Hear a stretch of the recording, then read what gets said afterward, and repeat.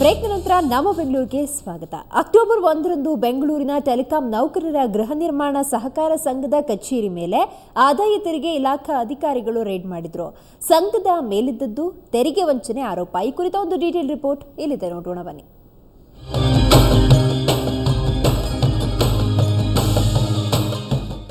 October 1 ಬೆಂಗಳೂರಿನಲ್ಲಿ ಏಕಕಾಲದಲ್ಲಿ 20 ಕಡೆ ಐಟಿ ಅಧಿಕಾರಿಗಳು ದಾಳಿ ನಡೆಸಿದರು. ಶೇಷಾದ್ರಿಪುರ, ಹೆಣ್ಣೂರು, ಹೊರಮಾವು, ಬಾಣಸವಾಡಿ, ಬಸವೇಶ್ವರ ನಗರ ಸೇರಿ ಒಟ್ಟು 20 ಕಡೆ ಐಟಿ ರೇಡ್ ಆಗಿತ್ತು.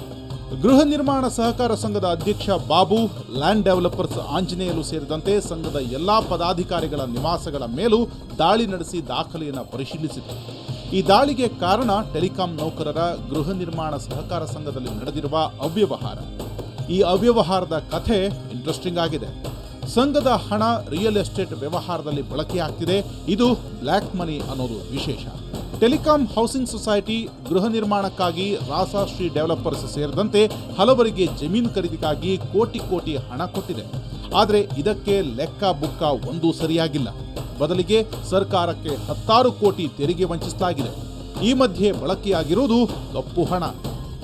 ಸಂಘ ಗೃಹ ನಿರ್ಮಾಣಕ್ಕಾಗಿ 800 ಎಕರೆ ಜಮೀನನ್ನ ಖರೀದಿ ಮಾಡಿತ್ತು. ಅದಕ್ಕೆ ಡೆವಲಪರ್ಸ್ ಎಕರೆ ಲೆಕ್ಕದಲ್ಲಿ ಜಮೀನನ್ನ ಖರೀದಿ ಮಾಡ್ತಾರೆ. ಅದನ್ನ ಸಂಘಕ್ಕೆ ಚದರಡಿಗಳ ಲೆಕ್ಕದಲ್ಲಿ ಮಾರಾಟ ಮಾಡ್ತಾರೆ. ಆಗ ಜಮೀನು ಸಂಘದ ಹೆಸರಿಗೆ ರಿಜಿಸ್ಟರ್ ಆಗಬೇಕು. ಅವ್ಯವಹಾರ ನಡೆದಿರೋದು ಈ ಹಂತದಲ್ಲೇ. ರಿಜಿಸ್ಟರ್ ಮಾಡುವಾಗ ಡೆವಲಪರ್ಸ್ಗಳಿಗೆ ಕೊಟ್ಟಿರುವ ಹಣಕ್ಕೂ ದಾಖಲೆಯಲ್ಲಿ ತೋರಿಸಿರುವ ಹಣಕ್ಕೂ ವ್ಯತ್ಯಾಸವಿದೆ.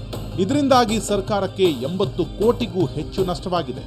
ಈ ಹಣ ಕಪ್ಪು ಹಣವಲ್ಲದೆ ಬೇರೇನೂ ಅಲ್ಲ.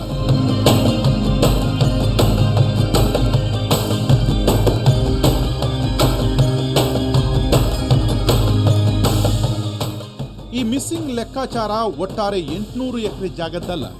ಇದರಲ್ಲಿನ ಕೇವಲ 235 ಎಕರೆ ಜಾಗದ್ದು. ಈ ಲೆಕ್ಕದ ಒಂದೊಂದೇ ಹಂತದ ಯೋಜನೆಯಲ್ಲಿ ಆಗಿರುವ ಮಿಸ್ಸಿಂಗ್ ಲೆಕ್ಕವನ್ನ ಒಮ್ಮೆ ನೋಡಿ. TEHBCS ಅವ್ಯವಹಾರದ ಕತೆ. ವುಡ್ಸ್ ಎನ್ಕ್ಲೇವ್ ಒಂದು ಯೋಜನೆ. ಕಾಂತಿ ಡೆವಲಪರ್ಸ್ಗೆ ಕೊಟ್ಟಿದ್ದು 8 ಕೋಟಿ 17 ಲಕ್ಷ.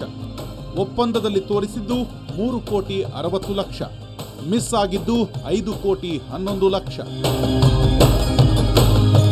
TEHBCS ಅವ್ಯವಹಾರದ ಕಥೆ. ವುಡ್ಸ್ ಎನ್ಕ್ಲೇವ್ 2 ಯೋಜನೆ. ಕಾಂತಿ ಡೆವಲಪರ್ಸ್ಗೆ ಕೊಟ್ಟಿದ್ದು 6 ಕೋಟಿ 3 ಲಕ್ಷ. ಒಪ್ಪಂದದಲ್ಲಿ ತೋರಿಸಿದ್ದು 63 ಲಕ್ಷ. ಮಿಸ್ ಆಗಿದ್ದು 5 ಕೋಟಿ 40 ಲಕ್ಷ. TEHBCS ಅವ್ಯವಹಾರದ ಕತೆ. ಸರ್ಜಾಪುರ ಲೇಔಟ್ ಯೋಜನೆ. ರವಿತೇಜ ಡೆವಲಪರ್ಸ್ಗೆ ಕೊಟ್ಟಿದ್ದು 60 ಕೋಟಿ 39 ಲಕ್ಷ. ಒಪ್ಪಂದದಲ್ಲಿ ತೋರಿಸಿದ್ದು 21 ಕೋಟಿ. ಮಿಸ್ ಆಗಿದ್ದು 39 ಕೋಟಿ. TEHBCS ಅವ್ಯವಹಾರದ ಕಥೆ. ಗ್ರೀನ್ಫೀಲ್ಡ್ ಗಾರ್ಡನ್ ಯೋಜನೆ 1. ರಾಸಶ್ರೀ ಡೆವಲಪರ್ಸ್ಗೆ ಕೊಟ್ಟಿದ್ದು 39 ಕೋಟಿ 74 ಲಕ್ಷ. ಒಪ್ಪಂದದಲ್ಲಿ ತೋರಿಸಿದ್ದು 14 ಕೋಟಿ 65 ಲಕ್ಷ. ಮಿಸ್ ಆಗಿದ್ದು 25 ಕೋಟಿ 8 ಲಕ್ಷ. TEHBCS ಅವ್ಯವಹಾರದ ಕಥೆ. ಗ್ರೀನ್ಫೀಲ್ಡ್ ಗಾರ್ಡನ್ ಯೋಜನೆ 2. ರಾಸಶ್ರೀ ಡೆವಲಪರ್ಸ್ಗೆ ಕೊಟ್ಟಿದ್ದು 7 ಕೋಟಿ 49 ಲಕ್ಷ. ಒಪ್ಪಂದದಲ್ಲಿ ತೋರಿಸಿದ್ದು 1 ಕೋಟಿ 85 ಲಕ್ಷ.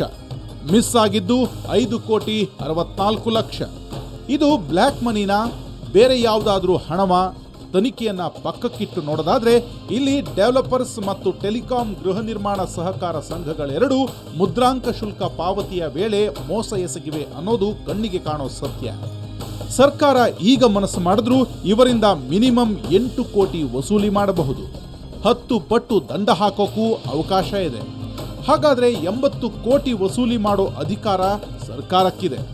ಇಷ್ಟಿದ್ರೂ ಸರ್ಕಾರ ಮೌನವಾಗಿ ಕುಳಿತಿದೆ.